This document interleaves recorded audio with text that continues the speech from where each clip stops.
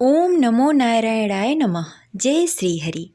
प्रिय श्रोताओं, आज बृहस्पतिवार के दिन भगवान बृहस्पति देव के चरणों में नमन करते हुए पूरी श्रद्धा और भक्ति के साथ सुनते हैं बृहस्पतिवार संपूर्ण व्रत कथा और आरती। तो प्रेम से बोले लक्ष्मी नारायण की जय। जय श्री हरि। पौराणिक कथा के अनुसार प्राचीन समय की बात है। भारतवर्ष में एक राजा राज्य करता था। वो बड़ा ही प्रतापी और दानी था। वह नित्य प्रति मंदिर में भगवत दर्शन करने के लिए जाता और ब्राह्मणों और गुरु की सेवा किया करता। उसके द्वार से कोई भी याचक निराश होकर नहीं लौटता। वह प्रत्येक गुरुवार को व्रत रखता एवं पूजन करता, गरीबों की सहायता करता। परंतु यह सब बातें उसकी रानी को बिल्कुल अच्छी नहीं लगती थी। वह न तो व्रत करती और न ही किसी को एक भी पैसा दान में देती थी। वह राजा से भी ऐसा करने को मना किया करती थी। एक समय की बात है, राजा शिकार खेलने के लिए वन को चले गए। घर पर रानी और दासी थी। उस समय गुरु बृहस्पति साधु का रूप धारण करके राजा के दरवाजे पर भिक्षा मांगने के लिए आए। साधु ने रानी से भिक्षा मांगी तो वह कहने लगी, हे साधु महाराज, मैं इस दान पुण्य से तंग आ गई हूँ।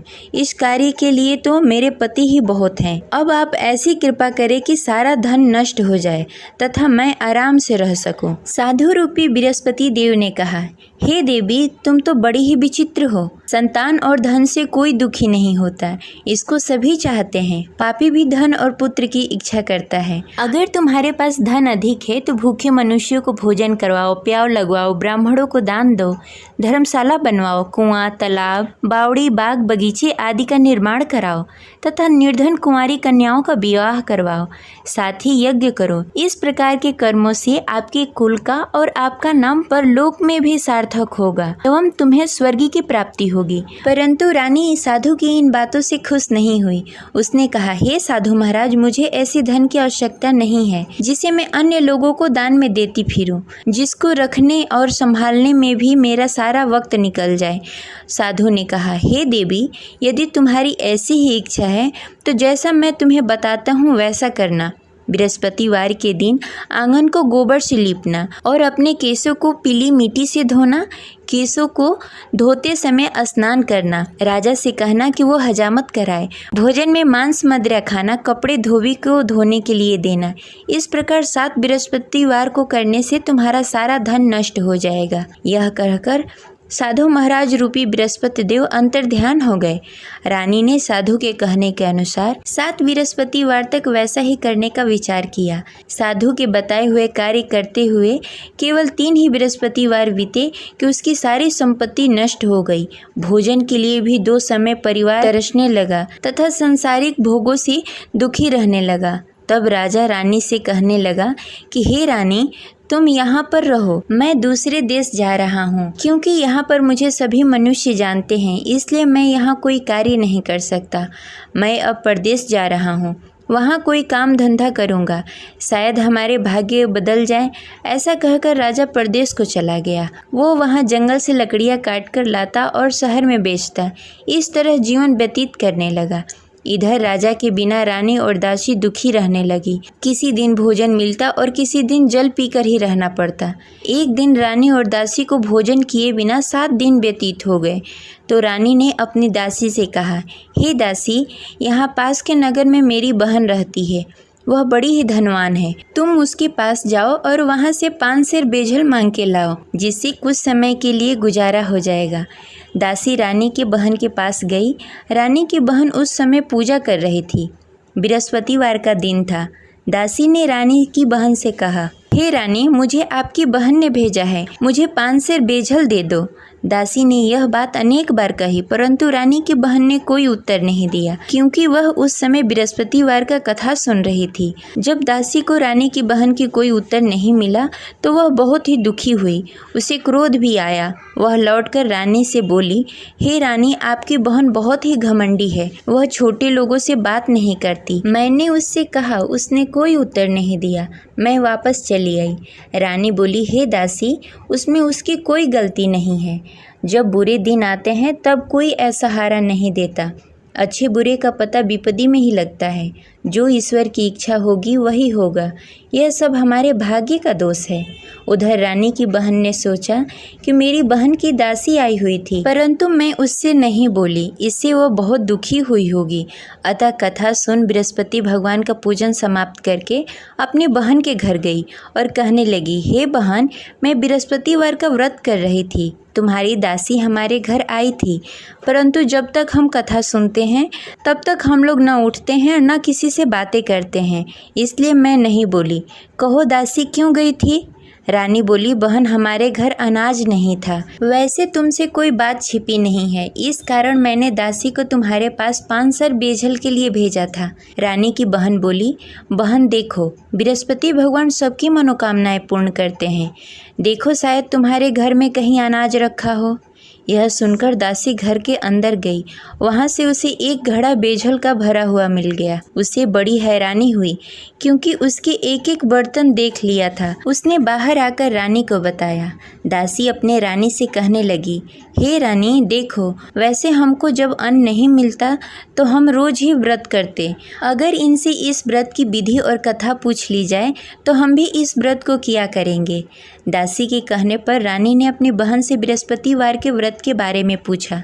उसकी बहन ने बताया, हे रानी बहन, बृहस्पतिवार को सूर्योदय से पूर्व उठकर स्नान आदि से निवृत्त होकर बृहस्पतिवार का व्रत करना चाहिए, लेकिन उस दिन सिर नहीं धोना चाहिए। बृहस्पतिवार के व्रत में चने की दाल और मुनक्के से विष्णु भगवान और केले के वृक्ष की जड़ की पूजन करनी चाहिए तथा दीपक जलाएं। उस दिन एक ही समय भोजन करें, भोजन पीले खाद्य पदार्थ का करें तथा कथा सुनें। इस प्रकार करने से गुरु भगवान प्रसन्न होते हैं और अन्न पुत्र धन देते हैं। इस प्रकार व्रत और पूजन की विधि बताकर रानी की बहन अपने घर को लौट गई। रानी और दासी दोनों ने ही निश्चय किया कि वे बृहस्पति भगवान का पूजन जरूर करेंगी। 7 दिन बाद जब बृहस्पतिवार आया तो दोनों ने व्रत रखा। घुड़सार में जाकर चना और गुड़ बीन लाई तथा उसकी दाल से केले की जड़ में विष्णु भगवान का पूजन किया। अब भोजन कहाँ से आए? दोनों बड़ी ही दुखी हुई, परंतु उन्होंने व्रत किया था, इस कारण बृहस्पति देव भगवान प्रसन्न थे। वे एक साधारण व्यक्ति के रूप में 2 थालों में सुंदर पीला भोजन लेकर आए और दासी को देकर बोले, हे दासी, यह भोजन तुम्हारे और रानी के लिए है, तुम दोनों करना। दासी भोजन पाकर बड़ी ही प्रसन्न हुई और रानी से बोली, रानी जी भोजन कर लो। रानी को भोजन आने के बारे में कुछ पता नहीं था, इसलिए वह दासी से बोली, जा तू ही भोजन कर ले, क्योंकि तू हमारी व्यर्थ में हंसी उड़ाती है। दासी बोली, एक व्यक्ति अभी भोजन देकर गए हैं।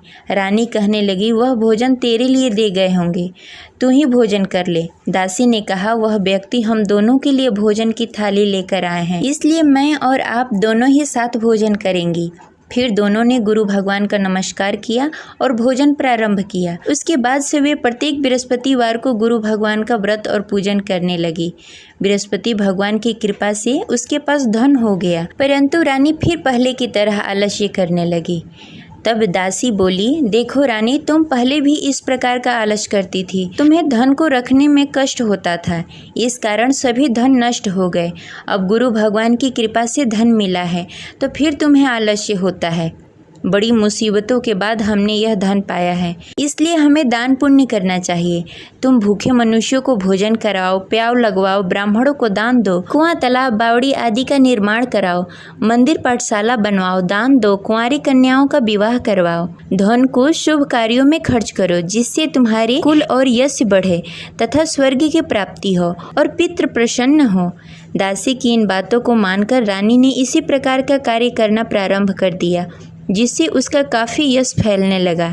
एक दिन रानी और दासी आपस में विचार करने लगी, न जाने राजा किस दशा में होंगे, उनकी कोई खोज खबर नहीं है। गुरु भगवान से उन्होंने प्रार्थना की और भगवान ने रात्रि में राजा को स्वप्न में कहा, हे राजा, उठ, तेरी रानी तुझे याद करती है, अब अपने देश को लौट जा। राजा प्रातःकाल उठकर जंगल से लकड़ियाँ काटकर लाने के लिए जंगल की ओर चल पड़ा।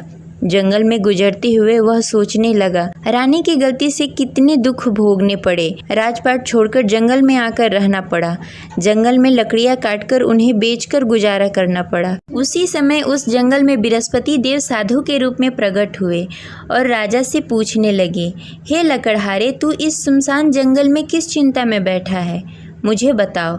यह सुनकर राजा के नेत्रों में जल भर आया और साधु की वंदना कर बोला, हे प्रभु, आप सब कुछ जानते हैं। इतना कहकर राजा ने साधु को अपनी संपूर्ण कहानी सुनाई। महात्मा तो स्वभाव से ही दयालु होते हैं। वे राजा से बोले, हे राजा, तुम्हारी रानी ने बृहस्पति देव के प्रति अपराध किया था, जिसके कारण तुम्हारी यह दशा हुई। अब तुम किसी प्रकार की चिंता मत करो, भगवान तुम्हें पहले से भी अधिक धन देंगे। देखो, तुम्हारी पत्नी ने बृहस्पतिवार का व्रत करना प्रारंभ कर दिया है। अब तुम भी बृहस्पतिवार के दिन व्रत रखो। चने की दाल और गुड़ जल के लोटे में डालकर केले के पत्ते में विष्णु भगवान का पूजन करो। फिर कथा कहो या सुनो, भगवान तुम्हारी सब मनोकामनाएं पूर्ण करेंगे। साधु को प्रसन्न देखकर राजा बोला, हे प्रभु, मुझे लकड़ी बेचकर इतना पैसा भी नहीं बचता जिससे भोजन करने के उपरांत कुछ बचा सकूं।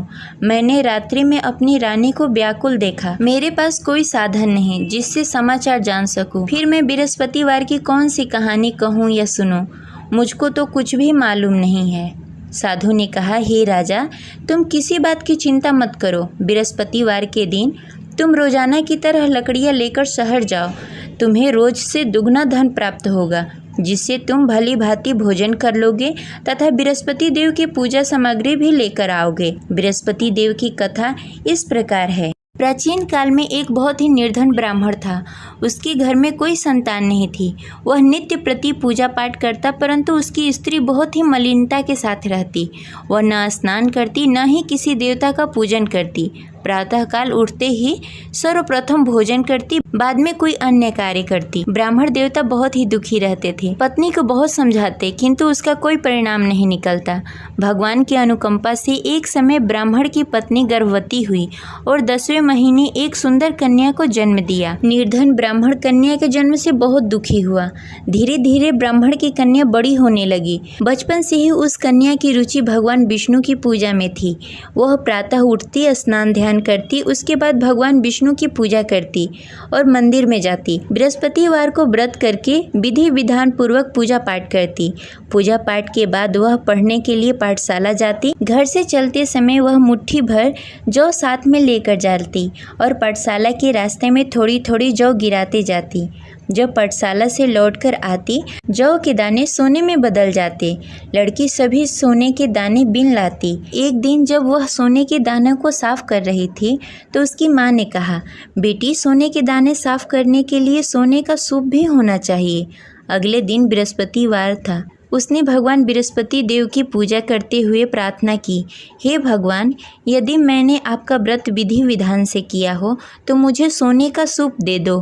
भगवान बृहस्पति देव ने उसकी मनोकामना पूरी करने का वचन दिया। पाठशाला से लौटते समय उसने रास्ते में सोने का सूप पड़ा हुआ मिला।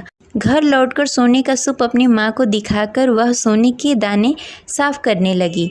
उसी समय नगर का राजकुमार उसके घर के पास से गुजर रहा था। उस सुंदर लड़की को सोने के सूप में जौ साफ करते देख राजकुमार उस पर मोहित हो गया। राजकुमार ने अपने पिता से उस लड़की से विवाह करने की इच्छा प्रकट की। तो राजा ने ब्राह्मण को महल में बुलाकर राजकुमार से उसकी लड़की के विवाह की बात कही। ब्राह्मण तैयार हो गया। धूमधाम से उस लड़की का विवाह राजकुमार से हो गया। दुल्हन बनकर ब्राह्मण की लड़की महल में चली गई। लड़की के चले जाने से ब्राह्मण फिर से निर्धन हो गया। उसे कई कई दिनों तक बिना भोजन के रहना पड़ा। बहुत दुखी होकर ब्राह्मण एक दिन अपने लड़की के पास गया। अपने पिता से निर्धनता का समाचार सुनकर उसे बहुत सारा धन देकर पिता को विदा किया। उस धन से ब्राह्मण का कुछ दिनों तक आराम से गुजारा हुआ, लेकिन जल्द ही फिर भूखों मरने की हालत हो गई। ब्राह्मण अपनी लड़की से धन लेने के लिए फिर महल में पहुंचा। लड़की ने पिता की बुरी हालत देखकर कहा, पिताजी, आखिर आप कब तक मुझसे धन लेकर जीवन व्यतीत करेंगे? आप कोई ऐसा उपाय क्यों नहीं करते जिससे आपका घर धन धान से भर जाए? ब्राह्मण ने कहा, मैंने तेरी माँ को बहुत समझाने की कोशिश की, पर उसकी समझ में कुछ नहीं आता। उसकी फुहड़ता नष्ट हो तब तो घर की निर्धनता दूर हो। तब कुछ सोचकर लड़की ने पिता से कहा, पिताजी, आप कुछ दिनों के लिए माँ को मेरे पास छोड़ जाओ। तब कुछ सोचकर ब्राह्मण ने पत्नी को लड़की के पास महल में छोड़ दिया। लड़की ने अपनी माँ से कहा, माँ तुम कल प्रातः उठकर स्नान आदि करके भगवान विष्णु की पूजा करना। पूजा करने से तुम्हारी निर्धनता अवश्य दूर हो जाएगी। लेकिन उसकी माँ ने उसकी कोई बात नहीं मानी। तब क्रोधित होकर लड़की ने अपनी माँ को एक कक्ष में बंद कर दिया। सूर्योदय के समय माँ को उठाकर जबरदस्ती उसे स्नान आदि करवाया। फिर मंदिर में ले जाकर भगवान बृहस्पति देव की पूजा करवाई। कुछ दिनों तक ऐसा करने से माँ की बुद्धि में कुछ परिवर्तन हुआ और वह स्वयं बृहस्पतिवार का व्रत रखने लगी। उसके व्रत करने से ब्राह्मण के घर की निर्धनता दूर हो गई और भगवान विष्णु की अनुकंपा हुई और दोनों पति पत्नी धन संपत्ति पाकर आनंद पूर्वक जीवन व्यतीत करते हुए विष्णु धाम को चले गए। लकड़हारा बने राजा ने उस साधु से भगवान विष्णु देव की यह कथा सुनकर बृहस्पतिवार का व्रत करना शुरू कर दिया और भगवान विष्णु की पूजा करने लगा। उस दिन से उसके सभी क्लेश दूर हो गए। लेकिन अगले बृहस्पतिवार को कामकाज में अधिक व्यस्त होने के कारण उसने भगवान बृहस्पति देव का व्रत नहीं किया।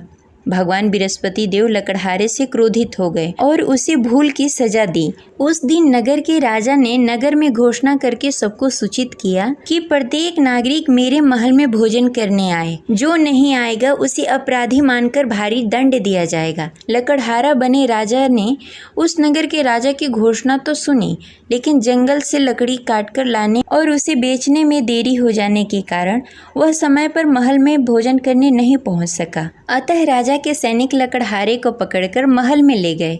राजा ने उसे महल के एक कक्ष में बैठाकर भोजन कराया। उस कक्ष में एक खुट्टी पर रानी का सोने का हार लटका हुआ था। लकड़हारा अकेला उस कक्ष में भोजन कर रहा था। तभी उसने एक आश्चर्यजनक घटना देखी। देखते ही देखते वह खूंटी हार को निगल गई। थोड़ी देर बाद जब राजा ने हार को गायब देखा तो लकड़हारे को कारावास में डाल दिया। लकड़हारा मन ही मन अपने भाग्य को कोसने लगा। तभी उसे जंगल में मिले साधु का स्मरण हुआ। थोड़ी देर में भगवान बृहस्पति देव सन्यासी के रूप में उसके सामने प्रकट हुए और कहा, हे लकड़हारे, तूने भगवान बृहस्पति देव की पूजा नहीं की, इसी कारण तुम्हें कष्ट हो रहा है। लेकिन अब चिंता मत करो, बृहस्पतिवार के दिन कारागार के दरवाजे पर तुम्हें कुछ पैसे पड़े हुए मिलेंगे। उन पैसों से भगवान बृहस्पति देव का व्रत करके उनकी पूजा करोगे तो तुम्हारे सारे दुख दूर हो जाएंगे। फिर बृहस्पतिवार के दिन दरवाजे पर पड़े पैसे राजा को मिले, जिससे उसने चने की दाल, गुड़, मुनक्का मंगाकर भगवान बृहस्पति देव की कथा कही और व्रत किया, जिससे भगवान बृहस्पति देव प्रसन्न होकर उस नगर के राजा को स्वप्न में लकड़हारे को मुक्त करने को कहा। सुबह राजा ने आकर अपने कक्ष में देखा कि खूंटी पर हार टंगा हुआ है। राजा ने लकड़हारे को मुक्त कर दिया, उसे धन और आभूषण देकर विदा किया। लकड़हारा बना राजा उस नगर से चलकर अपने नगर की तरफ चल दिया। जब राजा अपने नगर में पहुंचा तो उसने देखा उस नगर में कुएं, धर्मशाला, बाग बगीचे देखकर बहुत प्रसन्न हुआ। राजा ने किसी से पूछा, ये कुएं, धर्मशाला किसने बनवाए? सबने उसे बताया कि ये सब रानी और दासी ने बनवाए हैं। राजा जब महल में पहुंचे तो रानी ने उनका भव्य स्वागत किया।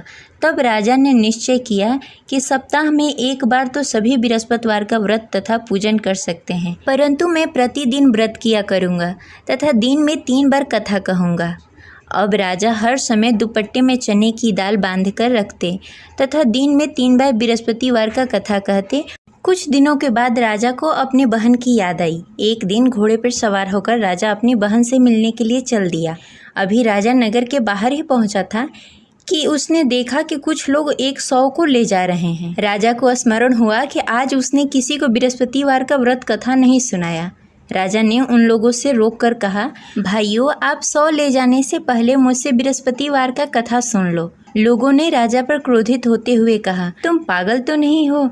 लेकिन कुछ बड़े बुजुर्ग लोगों ने कहा, अच्छा भाई, तुम साथ में चलते चलते अपनी कथा भी सुनाते रहो। राजा ने चलते चलते आधी ही कथा सुनाई थी कि 100 हिलने लगा।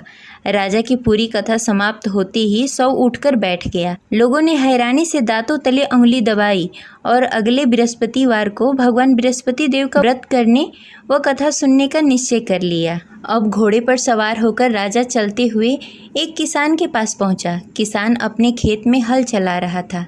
राजा ने कहा, अरे भाई, मुझसे बृहस्पतिवार का कथा सुन लो। किसान झुंझलाकर बोला, अरे भाई, देख नहीं रहे, जितनी देर मैं तुम्हारी कथा सुनूंगा उतनी देर में तो पूरी खेत में हल चला लूंगा। राजा निराश होकर चला गया। तभी किसान का बैल लड़खड़ा के गिर गया और किसान के पेट में भी जोरों से दर्द होने लगा। जब उसकी पत्नी वहां आई तब उसने पूछा कि क्या हुआ। किसान ने घुड़सवार की पूरी कहानी सुनाई कि पत्नी दौड़ती हुई राजा के पास पहुंची और हाथ जोड़कर बोली, भैया मैं तुम्हारी कथा सुनने के लिए तैयार हूँ। राजा ने उसके साथ खेत पर पहुंचकर बृहस्पतिवार की कथा सुनाई। तभी बैल भी उठकर खड़ा हो गया और किसान के पेट का दर्द भी तुरंत ठीक हो गया। राजा वहां से अपने घोड़े पर सवार होकर अपने बहन के घर पहुंचा। तब राजा की वहां बहुत आव भगत हुई। अगले दिन सुबह उठकर राजा ने देखा घर के सभी लोग भोजन कर रहे हैं। किसी भूखे को बृहस्पतिवार का कथा सुनाए बिना राजा कभी भोजन नहीं करता था। उसने बहन से कहा, बहन क्या घर में कोई ऐसा व्यक्ति है जिसने भोजन नहीं किया हो? उसकी बहन ने बोला, भैया हमारे घर तो क्या, आपको पूरे नगर में कोई ऐसा व्यक्ति नहीं मिलेगा जिसने सुबह सुबह भोजन नहीं किया हो। तब राजा ने बहन के घर से निकलकर उस नगर में बिना भोजन किए हुए व्यक्ति की तलाश करनी शुरू की। एक गडेरिये के घर में उसका बेटा बीमार होने के कारण भूखा रह गया था। राजा ने उसको जाकर बृहस्पतिवार का कथा सुनाया। कथा सुनते सुनते गडेरिये की बेटी की बीमारी भी ठीक हो गई। सबने राजा की बहुत प्रशंसा की। एक दिन राजा ने अपनी बहन से कहा, बहन अब हम अपने घर जाना चाहते हैं, तुम भी हमारे साथ चलो, कुछ दिन वहाँ रहकर लौट कर आना। राजा की बहन ने अपनी सास से पूछा तो सास ने ताने देते हुए कहा, बहू मायके जाना हो तो अकेली जाना, मेरे पोतों को लेकर नहीं जाना।